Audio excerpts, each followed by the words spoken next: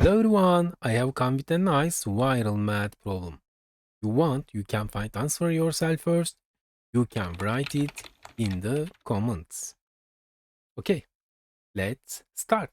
I will give you two different solutions. Let's start with the first solution. First, subtraction. 9 minus 6 equals 3. Subtraction 6 minus 3. Now, division. 3 divided 3 equals 1. Now, multiplication. 1 times 6 equals 6. Finally, subtraction. 6 minus 3 equals 3. If you solve the problem this way, you made a mistake. Because when solving the problem, we should have pay attention to order of operation.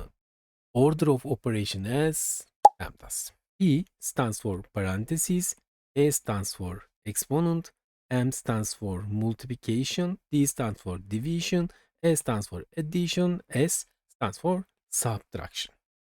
Okay, here we have another rule. There is no order multiplication and division. Operation are done from left to right. Similarly, there is no order addition and subtraction. Operation are done from left to right. Okay, repeat. Parenthesis, exponent, multiplication and division, addition and subtraction. Parenthesis, exponent, multiplication and division, addition and subtraction.